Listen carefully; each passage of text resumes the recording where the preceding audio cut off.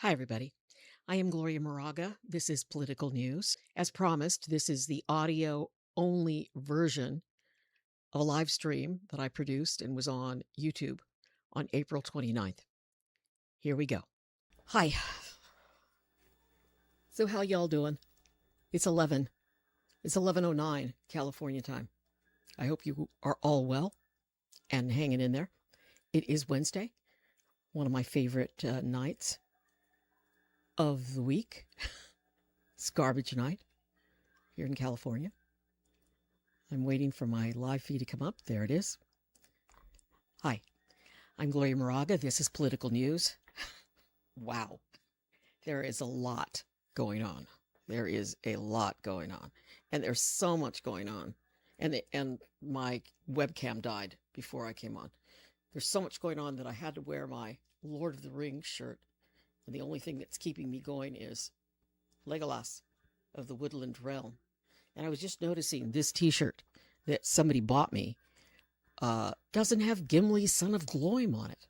It's got Legolas of the Woodland Realm. It's got Aragorn. And it's got Frodo. But no Gimli. So, yeah, big news, really. There's so much, but I had to lead with the Supreme Court decision. This is major. This is a major, major, major story. And it's sad. And I actually was having, chest pains. I was hyperventilating when I started reading the decision from the Supreme Court. And I read it and I reread it. And I pulled text on the actual decision. This text that I pulled is from the dissent that was written brilliantly. But I think I'm going to go, I'm going to cover that up and cover this up and even cover, this is like the end of the dissent that I pulled as well. And just go to, to this. This is Politico. And it says the Voting Rights Act is now a dead letter. That is a quote from the dissenting Justice Kagan, after the 6 MAGAs voted to kill Section 2 of the Voting Rights Act. And I'll get to Section 2 in a second, but I'll just read this. Wednesday's Supreme Court decision leaves the landmark civil rights law on the books, but in name only. So Civil Rights Act, civil rights law passed in 1964, and part of a series of measures to ensure that nobody is disenfranchised in this country when trying to cast a vote. Prominent legal scholars and liberal justices argue that Voting Rights Act is dead. And this is Justice Samuel Alito, who's one of the creep balls behind the whole movement to destroy civil rights in this country and to destroy women's rights. And they've done it. They've done a really good job. And I'll just read. I was going to do all kinds of stuff and read all kinds of things to you guys, but I'll just read this. A long-held goal of the conservative legal movement came to fruition on Wednesday, the gutting of the Voting Rights Act. The Supreme Court 6-3 decision in Louisiana versus Callius, a case challenging the drawing of a second majority black district in the state, left the landmark civil rights law on the books, but the racial protections in the law were so dramatically weakened as to render them effectively useless, the liberal minority on the court and prominent legal scholars argue. And I'm going to go to the map and show you what was the question here. And this map is from the Supreme Court decision, which I pulled. Here's the decision. All right, so here's the map. And originally, see this little just yellow right here? So this was a district that was obviously gerrymandered in order to give black voters in Louisiana a voice. Otherwise, without this gerrymandering, these are predominantly white minority congressional districts. This was a gerrymander. What happened was they tried to do a second district. They tried to give black voters in Louisiana a second district. Here's that second map. Here, and yes, I mean, there's no argument. Here's the second district. Here's the yellow is the first district. This is the second district that brought the case to the United States Supreme Court. And you can see here how black voters are scattered throughout this district, but it gave black voters of all the congressional districts in Louisiana these two districts. And that was challenged. And it went to the court, to the Supreme Court. And the Supreme Court basically ruled you cannot draw districts that discriminate against a color. And they're saying that these maps discriminate against white voters. So that was the basis for this case. And the majority of the Supreme Court said, yeah, this is discrimination. So what that means is that Republican governors all over the country can now work with the legislature to stop any kind of gerrymandering that gives black voters,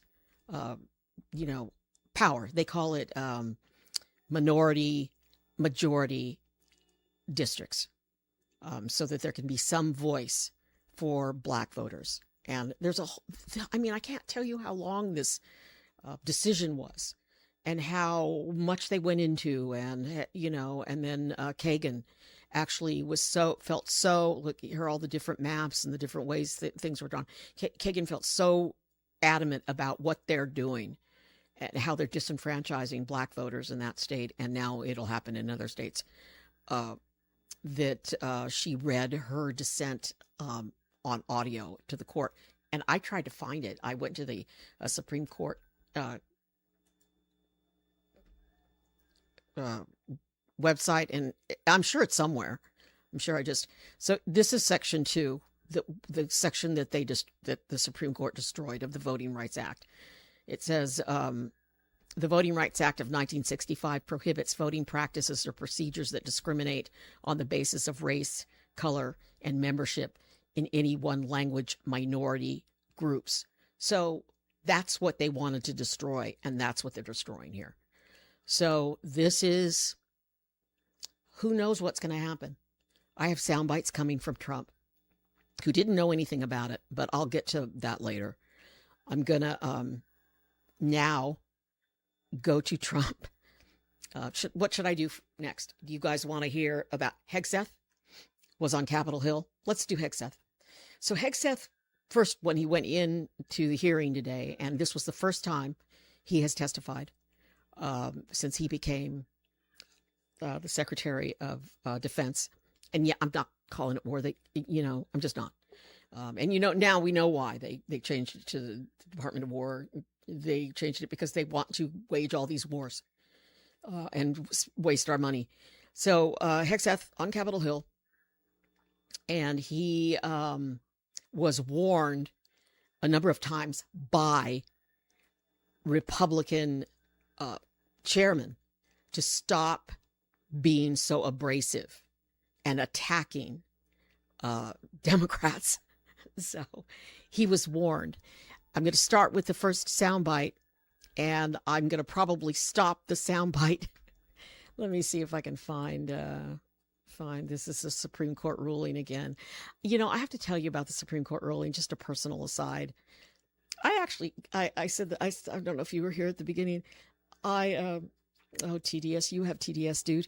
I had chest pains because of this, because I used to cover, when I worked in Washington, D.C. for 10 years, WSB in Atlanta, Georgia was one of our stations. So I covered news for WSB, but I worked in Washington. And I had the congressional delegation, and John Lewis was a member of the congressional delegation at that time, civil rights icon, who was beaten as he fought for, as he marched peacefully for civil rights and the Civil Rights Act. And he was hurt so badly. He had there was an indentation on his head, and we talked about it once. And he said that sometimes, his brain gets kind of checked out. He's just a lovely, lovely man who worked so hard for the Voting Rights Act, and now it's like poof. But I'll go to Hegseth. There, everybody's. There's the Fed. I've got that coming up too. Oh, I was going to pull a little Hegseth. Here's the Supreme Court. Here's Hegseth, and this is video one. I can't even remember what he talks about, but here it is. We must remember that 13 Americans have been killed in action, hundreds wounded, and thousands of... All right, this is John Garamendi. He's a Democrat from California, and he kind of lays it out to Hegseth. Hegseth was really angry, and he lets Garamendi have it. But I call this the quagmire soundbite because Garamendi went on television and was talking about, we're in this quagmire. We're in a quagmire. How are we going to get out of the quagmire? And Hegseth was really angry about that and calling Democrats names. So here's that bite, and I'm going to stop it to later because I want you guys to just pay attention. He never answers the questions. He never answers the questions. Instead, he does what Trump does. He flips it. They ask him a question, when is the war going to end? And he flips it and says, you're attacking our soldiers. And it's like, okay, no one's attacking the soldiers by asking you. There's a difference between leadership, somebody sitting in an office making decisions, and the troops on the ground. And everyone has a damn right to ask leadership, what's your game plan, dude? What is your plan? And he just flips it. No, you're attacking our soldiers. You're attacking, you call it a quagmire after 2 months. It's like, dude, there's nothing. What's going on? What's your exit plan? Okay, I'll shut up. Civilians killed, including more than 100 school children. The risk of this conflict was foreseeable. I'm certain that the Department of Defense knew that it was likely that in a war with Iran would create an international economic crisis by blocking the Strait of Hormuz and thus stopping 20% of the world's oil. Was this existential threat considered? Apparently not. During the 60 days of Trump's Iran war, critical munitions have been expended at an alarming rate, depleting magazine levels below what is thought necessary to hold China at bay. It will take years and tens of billions of dollars to restock. You and the President are ever-changing reasons for the war. You have misled the public about the progress of the war. While the military has executed this war with tactical success, the strategy has been an outstanding example of incompetence. This war of choice is a political and economic disaster at every level. Despite the President's promise to lower the cost of living, gas prices are up 40%, and inflation is soaring. So much for lowering the cost of living. The President has got himself and America stuck in the quagmire of another war in the Middle East.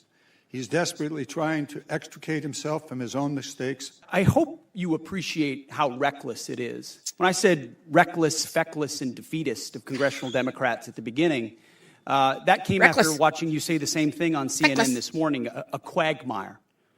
My generation served in a quagmire in Iraq and Afghanistan, years and years of nebulous missions and utopian nation building that led us to nothing. What we have right now, the way you stain the troops when you tell them 2 months in, Congressman, you should know better. Shame on you. Calling this a quagmire 2 months in. The effort, what they've undertaken, what they've succeeded, the success on the battlefield that could create strategic opportunities, the courage of a president to confront a nuclear Iran, and you call it a quagmire, handing propaganda to our enemies, shame on you for that statement. And statements like that are reckless to our troops. Don't say I support the troops on one hand, and then a 2-month mission is a quagmire. That's a false equivalation. Who are you cheering for here? Who are you pulling for? Our troops are doing incredible work. They've done. See how he flips it to the troops? And dude, hey, listen. They're not asking for war plans. Okay? They are not asking for war plans. This is the United States Congress. It is the Congress's job to wage war. It's past the time that Trump has to give them to ask for the War Powers Act. It's way past. Think about the law, the rule of law. What if it was, I mean, you like Trump, you will like this, you want this. What if it was a president you didn't like? What if the next guy, what if it's J.D. Vance and you decide you don't like him and he starts waging war on everybody? You're going to want the law in place. So anyway, back to Hegseth and him. Now he's saying they're attacking troops. It's not attacking troops to ask what is going on? What is your game plan? What is the end plan? Trump just can't do what he did during COVID. Oh, well, it'll work itself out. I'm bored with this and I want to build a ballroom and go after Jimmy Kimmel. Oh, well, they're using the troops as a shield to protect them. Just the way that bald dude that's done all this damage put his wife in front of him at the correspondence dinner the other night. Here it is. Incredible things for the entirety of this mission and achieved incredible battlefield successes. And you sit there and go on TV for your clickbait about quagmires. It undermines the mission. Your hatred for President Trump blinds you to the truth of the success of this mission and the historic stakes that the president is addressing, which the American people support. We must remember. Okay, the American people don't support it. Overwhelmingly, they do not. So there was one Hegseth, but that Hegseth, that combativeness, it was in it throughout the hearing. He was angry throughout the hearing, calling Congress members' names, calling them feckless and, the P word. I don't think he said the P word, but he was using words to that effect. Here is the second Hegseth bite that he's being questioned and he gets trapped. Remember the scene in A Few Good Men where Tom Cruise gets, the general at the end? You said, very, very concerned. Oh, yes, very concerned. Remember you said that? Hegseth gets trapped here in his lies. Okay, so here it comes, and it's about the weapons. You said you destroyed all the weapons.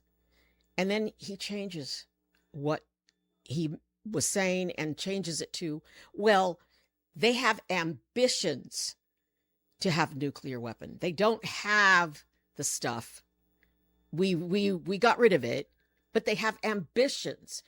So now we're going to war because someone has an ambition. Look, I have an ambition. I have an ambition. I want to be a ballet dancer. I'm never going to be a ballet dancer. Okay. All right, here's the ambitions bite. Worth noting that every president prior to this one, including President Trump in his first term, also prevented Iran from getting a nuclear weapon without actually having to go to war in Iran. So we need to keep that in mind. But also, since the war started, Iran's nuclear arsenal has not been weakened in any way. And at the moment, in negotiations, what Iran is saying, basically pay us to open up the strait. That's their position, which is completely untenable. I agree. It's worth noting, of course, that the strait was open before the war started. Now we're negotiating to get back to status quo. And Iran's most recent offer is to say, we'll talk about nukes later. So what is the plan to actually turn all of this lethal kinetic action into an improvement in the nuclear situation? Because we haven't gotten there yet. Play it out for us. How does that happen? How does it actually lead to that result? Well, I would take issue with the premise of the question that nothing was done. Operation Midnight Hammer was a very effective. Well, I didn't say nothing was done. I said in this war. Ultimately, this war started. well, this is under this administration, unlike other administrations, which cut bad deals and pallets of cash with no ability to oversee whether Iran is actually pursuing a nuclear program. Which is where if we we're want at. to litigate drink. JCPOA or the Iran deal, our view, the president's views, that was a very bad deal. Okay. It gave them a That's bunch the of money up past. front. What's the future? To fund, you talked about negotiated deals. Allowed them to fund their proxies and spread Hamas and Hezbollah all around the region, build up nuclear capabilities. Great. What are we going to do now? President Trump has been clear-eyed, from the killing of Qasem Soleimani to the pulling out of the Iran deal to Midnight Hammer and now to this effort to recognize that you have to stare down this kind of enemy who's hell-bent on getting a nuclear weapon and get them to a point where they're at the table giving it up in a way that So they never have it. So they haven't broken yet. Okay, we haven't gotten there yet. For all of the Well, their nuclear facilities have been obliterated. Underground, they're buried, and we're watching them 24/7. So we know where any nuclear material Reclaiming might my be. time for We're just- Whoa. This is it. Ready? Quick second here. We had to start this war, you just said, 60 days ago, because the nuclear weapon was an imminent threat. Now you're saying that it was completely obliterated? They had not given up their nuclear ambitions, and they had a conventional shield of thousands of So missiles. Operation Midnight They're at the Hammer weakest accomplished moment. nothing of substance. It You're left us missing- at you're exactly missing the the same point. place we were before. So Their, much so their that we had to facilities start were a bombed war. and obliterated. Their ambitions continued, and they're building a conventional shield. All right, of let me missiles. try again. It's the North Korea strategy. You know this very well. The North Korea strategy was use conventional missiles to North prevent Korea. anybody from challenging them, so they could slow walk their way to a weapon. President Trump saw Iran at its weakest moment, took an action to ensure, in a way that only the United States of America could do with our Israeli partners, And yet to they ensure their still haven't given conventional up their nuclear. shield was All right, was I brought got to one other field, which question. we've- All right. I mean, okay. Yeah, we went to war because Benjamin Netanyahu told Trump to. Here's the other thing. All you dudes, or whoever you are, that are praising Trump and Hexeth, and I honestly, I grew up with an alcoholic. I grew up around people who abused drugs. Hexeth was really, whew. Why is our president always talking to Vladimir Putin and telling Vladimir Putin stuff? Why? Putin is not our friend. Putin doesn't care about the United States of America. Putin does not have our interests at heart. He's trying to defeat Ukraine, a democratic country that they invaded, that Putin invaded because he wants to control all those countries. Why is he always, Trump, always cozying up to Putin? It's wrong. He's alienated all of our former, now we just have these dictators. Here's the bite. Trump talked to Putin today for an hour and a half or something. Sir, you spoke to Vladimir Putin not too long ago. Did you talk to him about today? Did you talk to him about progress in the space area? And what else did you? I didn't talk about space. No, I talked about Ukraine, and I talked a little bit about Iran. I talked about a few different subjects, mostly about Ukraine, and we had a very good conversation. I think we're going to come up with a solution relatively quickly. I hope. What does he want? I think you'd like to see a solution, I can tell you, and that's good. What involvement does he want to have in the Iran situation? He told me he'd like to be involved with the enrichment if he can help us get it. I said I'd much rather have you be involved with ending the war with Ukraine. To me, that would be more important because we're gonna. Putin wants the enrichment. That's what he's telling Trump. I mean, honestly, really, you guys? Really? This is what he's working on? And Trump's just talking to him. Now listen to what Trump says about the rest of it. To have that. Look, we're not going to let Iran have a nuclear weapon. And we've knocked out their Navy, we've knocked out their Air Force, we've knocked out their anti-aircraft, everything, apparatus, everything they have, their radar, they have very little left. And they have some missiles, a small percentage. They have a small percentage of missile-making facilities. We knocked out about 80% of them. The rest could come very quickly if we don't make a deal. They're not going to have a nuclear weapon. They know it. and just about everybody else does. And so we talked about that a little bit. He doesn't want to see them have a nuclear weapon either. But I had a long talk with President Putin. I suggested a little bit of a ceasefire, and I think he might do that. He might announce something having to do with that. Did he announce it yet? No, but I was wondering, I was just going to ask you. No, I asked him about, even if it's a little ceasefire, there's so many people being killed, it's so ridiculous. Yeah. So what I think is, I think the king talked Trump. You know, because they say that if you want something from Trump, you just have to be the last person to talk to him and put something in his brain.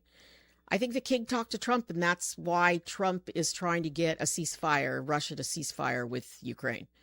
But here, this next Trump soundbite, he gets totally confused.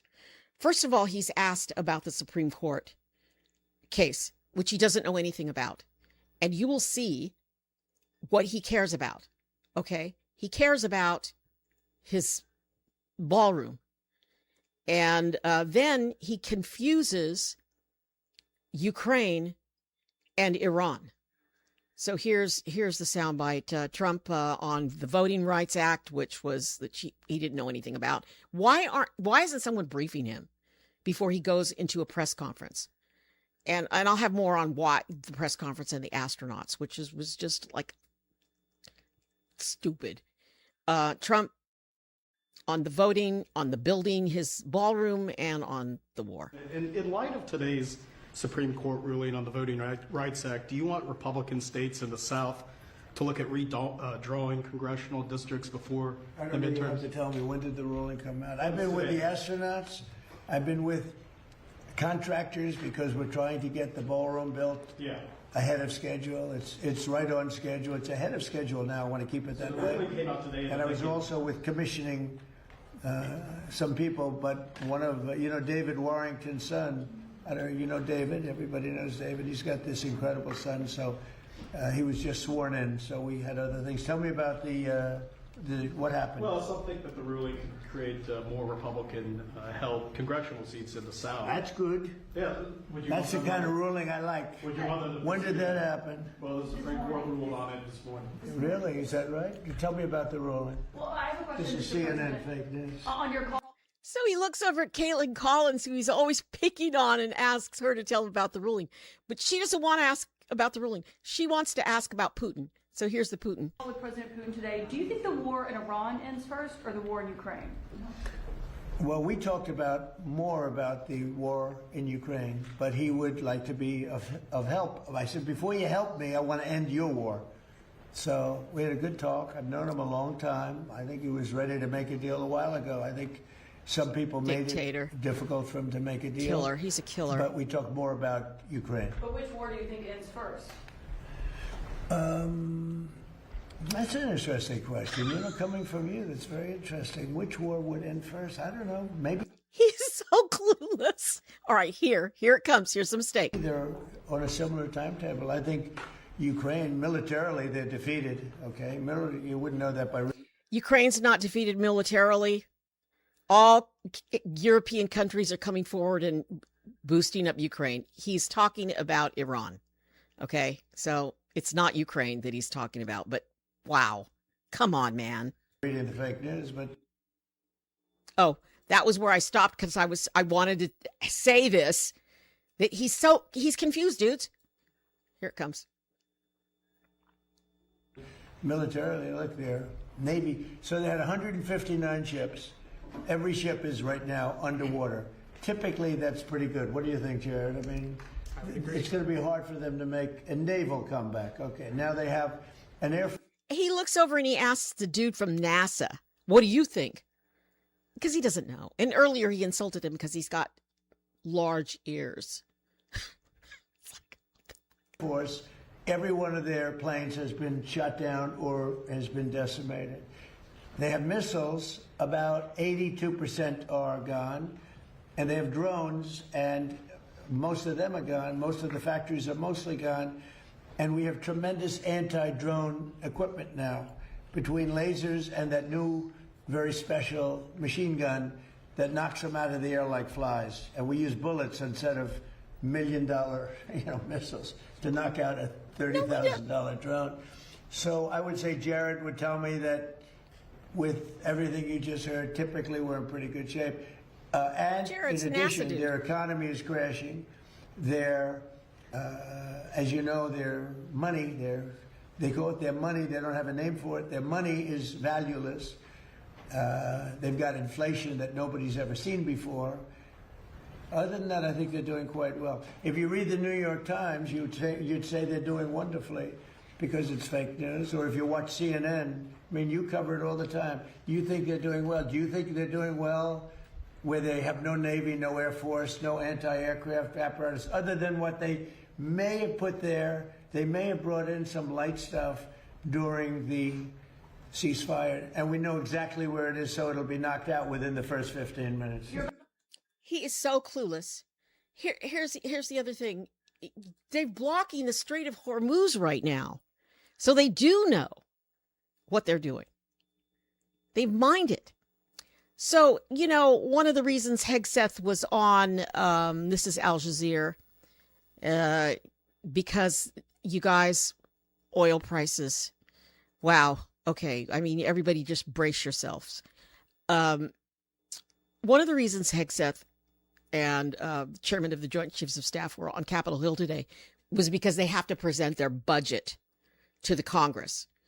And so someone under questioning said that the war has cost us, here are my notes, the war has cost us $25 billion. And nobody in Congress believed that. But they were sticking to that. And they had said earlier that it was costing us $1 billion a day. And then another estimate was that it's $2 billion a day. So we've been at war longer than 25 days. So it's more than 25 billion. But now they're asking today, when they were on the Hill, they were asking for 1.5 trillion with a T. I don't stutter. And here are a series of sound bites from different Congress members on the money and the cost of war. And you'll see how, 1.5 trillion? Oh, yeah, this is money well spent, says one Republican. What? And that's like, all right, first of all, that's our money. That's my money. That's your money. And no, it's not being well spent. Not when the Pentagon, the Defense Department, hasn't passed an audit. They're not letting anyone audit what they're doing. And, you know, now they're holding back mail to our troops, and we don't know what's going on there. What's going on? Our troops not being fed properly? What is going on? We need to know. All right, so here's the cost of war bites. There is no way that this has been only $25 billion. And then on top of it, they still haven't justified a nearly 50% increase to a defense budget when the Department of Defense has never in its history been able to... It's our money! Audit. Right? At a time where Americans can't afford to pay for groceries, are losing their health care, can't afford to pay their rent and their mortgage, this administration has the audacity to come in here and say the Department of Defense can't pass an audit, can't account for its current money, and we're going to give it $500 billion more. It's absurd. It's a bargain. It would cost a lot more than that in the long run if we let them get a nuclear weapon. So that $500 billion that he's talking about is additional money right now.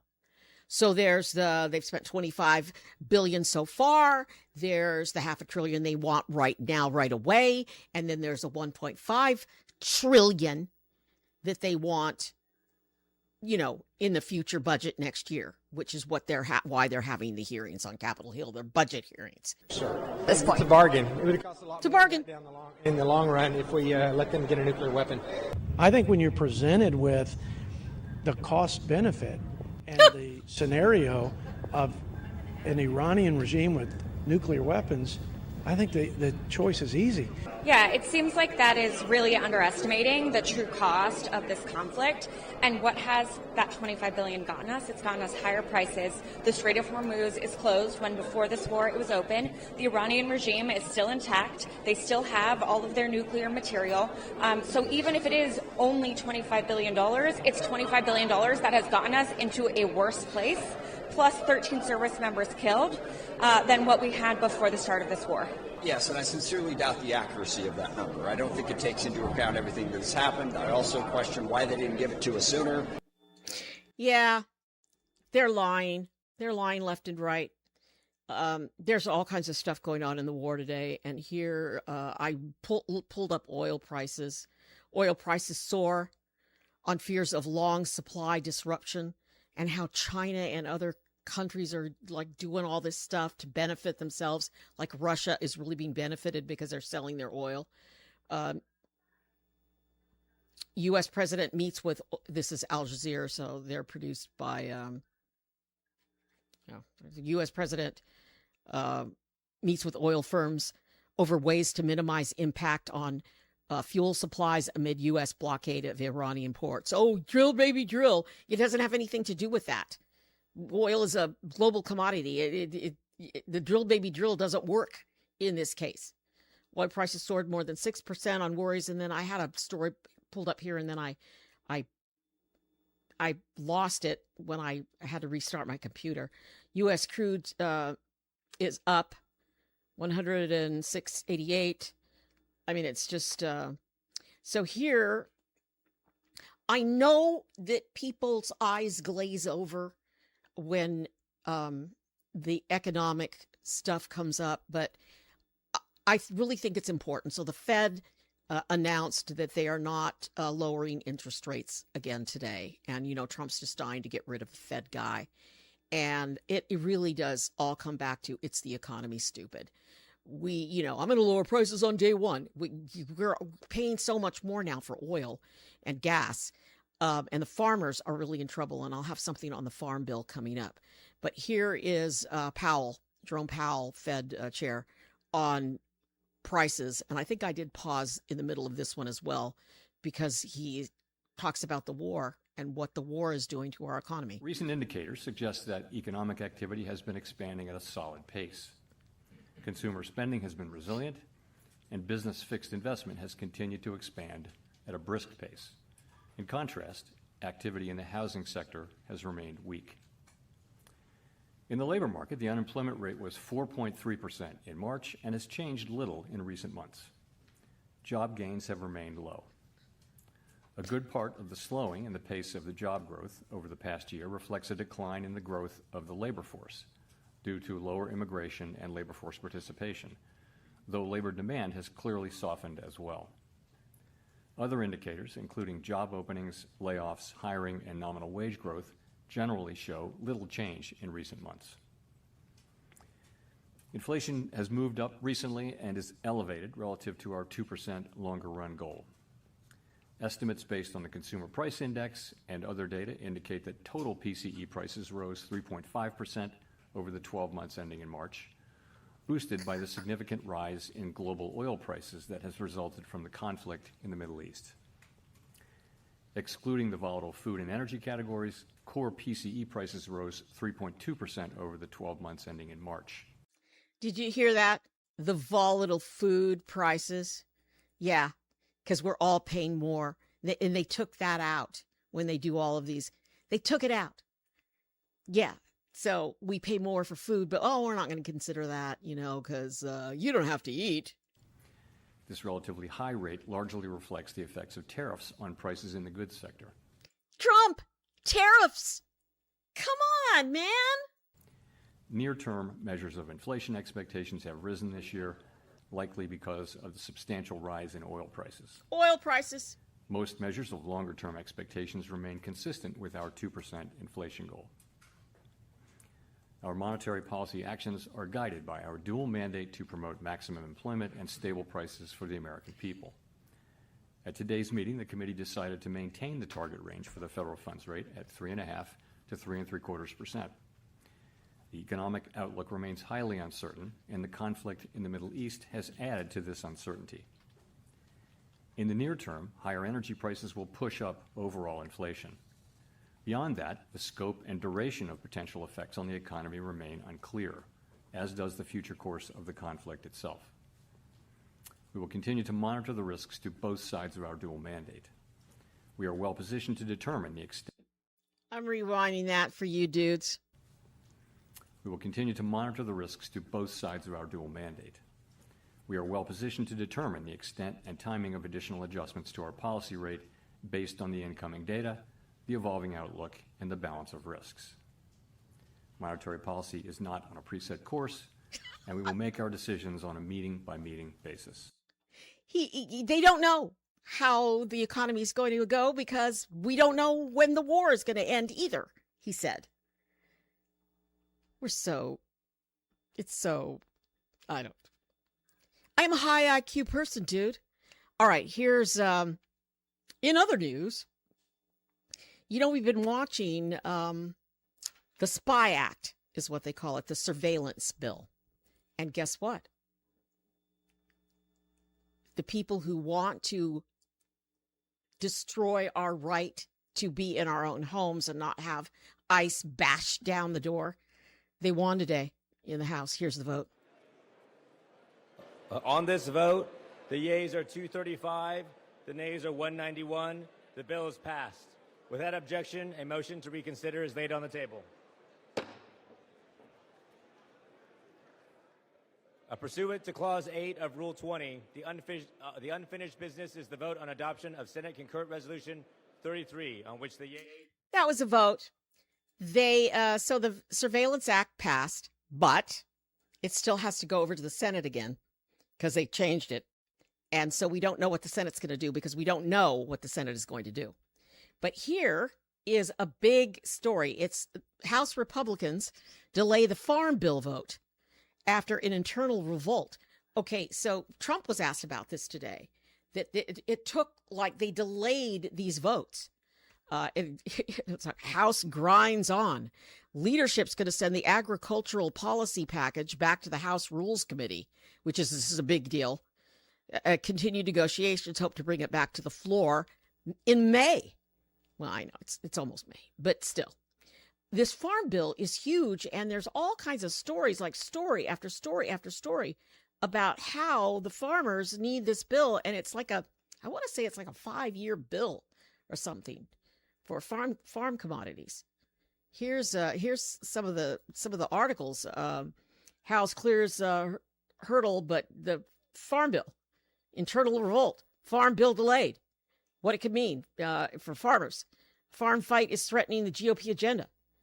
Maha mutiny could reshape the farm bill and the midterm elections. I mean, this is like, yeah, and MAGA Mike can't keep all his troops in place. So that's going on. And there was something else. Oh. Okay, farm bill delay.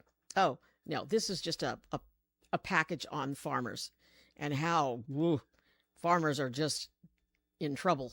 And it started, it's a domino effect. Like cattle ranchers are in trouble, but all farmers are in trouble, and they're really calling and pushing to get their farm bill through. So I'll be watching that. It's going to go back to the Rules Committee, so that should be fun because that Rules Committee is really... So I've got two final things on Trump. Here's Trump talking about the Voting Rights Act, and here's why I'm using it. Because he kind of said this like later in his press conference. What he says governors should do. So here's a soundbite. I want to go back to the Supreme Court ruling on the Voting Rights Act. I know you said you haven't seen it. When did it come out? Just now? No, it came out this morning, but basically very much narrows the Voting Rights Act. Was it considered a win for who? A win for Republicans. I love it.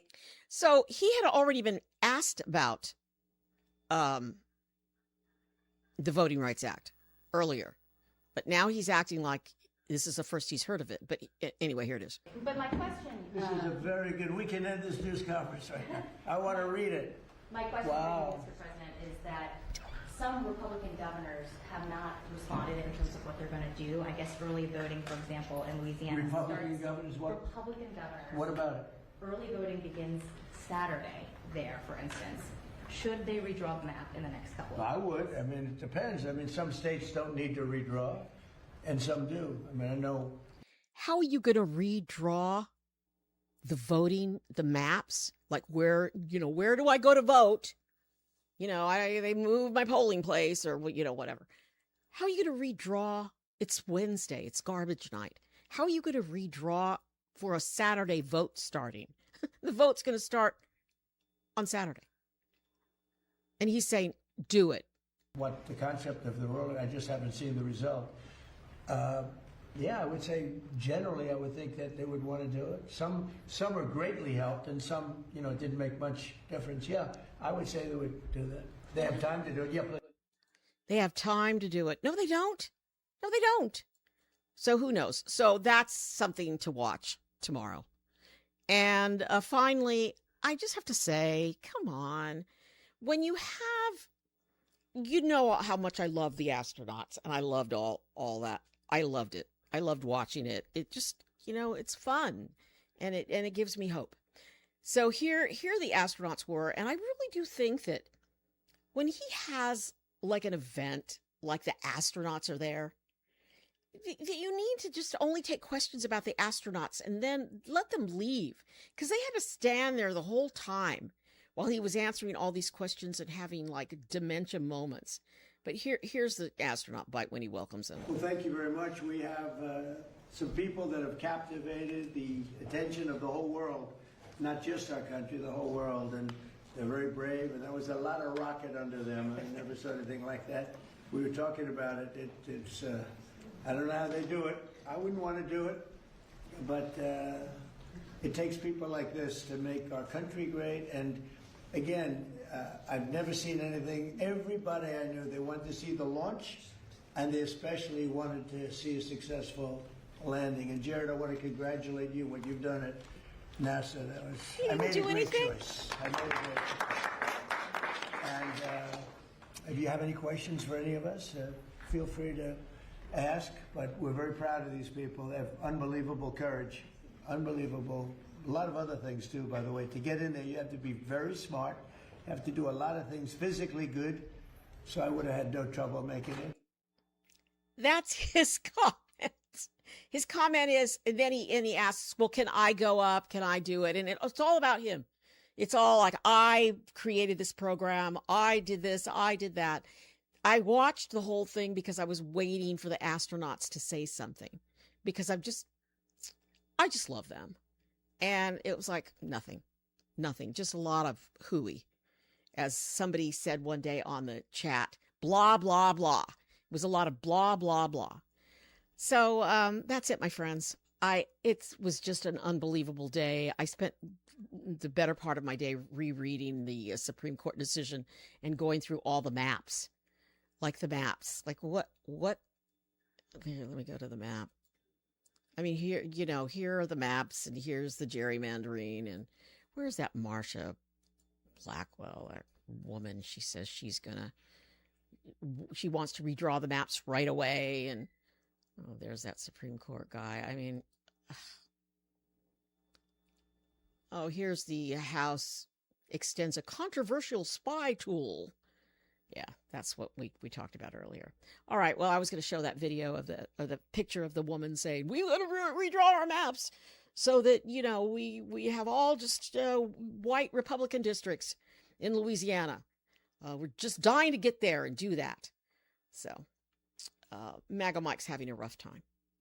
And Trump was asked about that. These bills took forever to get off the floor, and and he said, I was busy with my ballroom talking to contractors. So, all right. I'm Gloria Moraga. This is Political News. Thanks for being here. I appreciate you. All of the people who didn't insult me and called me names, you can go away.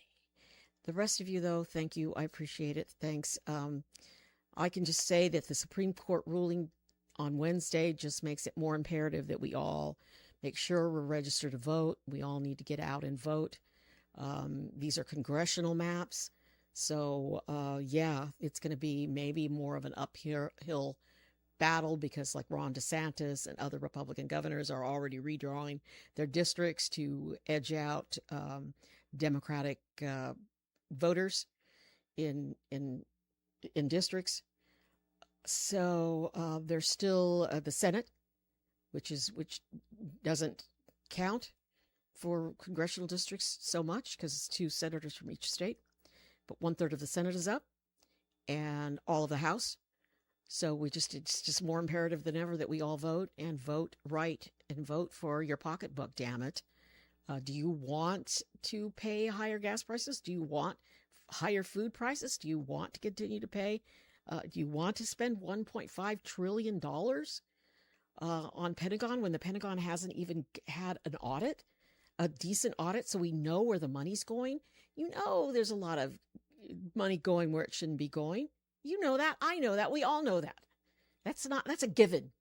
Okay, that's not fake news. We need to know where the money's going. It's our money. So yeah. We'll just to see what happens tomorrow with the redistricting from the Supreme Court. And I am Gloria Moraga, and this is Political News. And please subscribe. And thank you for being here. And I'm sorry I haven't read. Please don't. I'm just saying I miss Joe Biden. And you know what? Just listening to the King, it just makes me miss like an intelligent person. I mean, he's at least intelligent. He reads. He knows what the Magna Carta is. He knows, what's in the Bill of Rights. Unfortunately, we have a person in the White House who does not read. He's not a reader. I mean, I think he's admitted that even. And everybody knows that he doesn't. You could tell he doesn't read anything, and he doesn't know anything, and he doesn't know what's in the Bill of Rights. Much less he thinks that immigrants coming here have been released from insane asylums when they come here seeking asylum, and on and on and on and on. We just need to vote. And we need a War Powers Act to control what they're doing, because nothing is being controlled by the Congress. And the King tried to tell the Congress that. We have a balance of powers. You have 3 equal branches of government. You have oversight. No, even the King is not a king. The King doesn't make decisions like that. Doesn't make blanket decisions. The rule of law has to prevail. All right, I'm ranting. Please subscribe. And I'm not getting any subscribers. So for anybody who was here, you shouldn't be here if you're not going to subscribe. Because, well, I don't know why.